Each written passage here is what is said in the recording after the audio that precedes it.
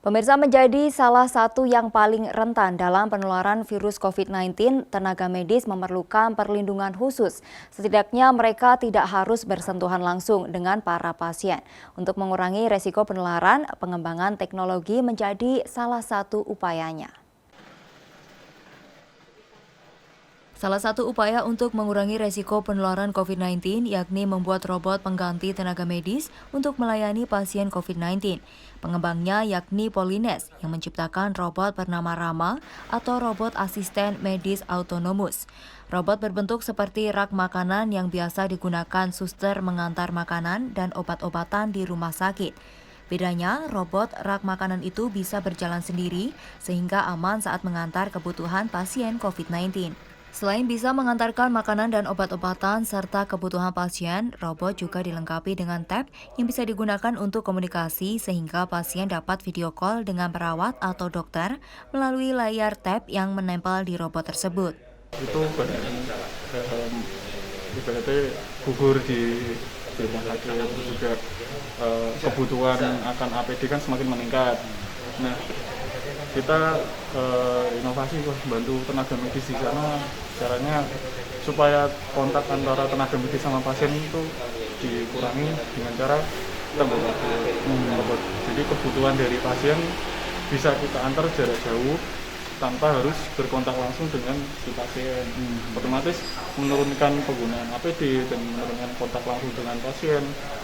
Dan menurut kami ya itu bisa buat. Sementara itu, Gubernur Jawa Tengah Ganjar Pranowo sangat mengapresiasi terobosan para mahasiswa ini. Dengan robot tersebut, maka pasien COVID-19 dapat dilayani dengan baik tanpa ada sentuhan langsung dengan tenaga medis lainnya. Inovasi robot tadi, Pak? Oh iya, jadi Polines ya tadi ya, yang membuat robot menarik buat saya karena robotnya itu bisa men-serve, menggantikan orang, sehingga untuk sesuatu yang manusia dicegah untuk bisa tidak hadir di situ, maka bisa digantikan robot. Sebenarnya idenya bagus. Nah, konteksnya dia terinspirasi karena kondisi COVID, maka makanan, obat-obatan bisa diantar dengan robot. Tapi ini masih tahap awal yang mesti dikembangkan karena dia belum bisa buka pintu sendiri sampai kepada pasien. Terus kemudian line-nya juga mesti didesain meskipun tidak terlalu sulit. Tadi saya kasih ya biar robotnya juga bisa lebih luas bisa naik keluar masuk, naik tangga dan sebagainya. Menurut saya itu penting. Tapi sebagai awal mereka ingin menyampaikan kepada saya bahwa mereka ingin berkontribusi, ini mahasiswa dan dosen-dosen yang hebat.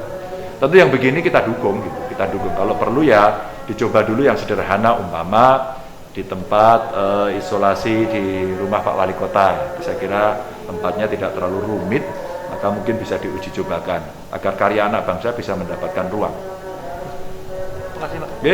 Proses pembuatan robot tersebut memakan waktu sekitar 1 bulan dengan biaya riset yang dikeluarkan sekitar 25 juta rupiah dan diharapkan mampu membantu tenaga medis untuk menangani COVID-19.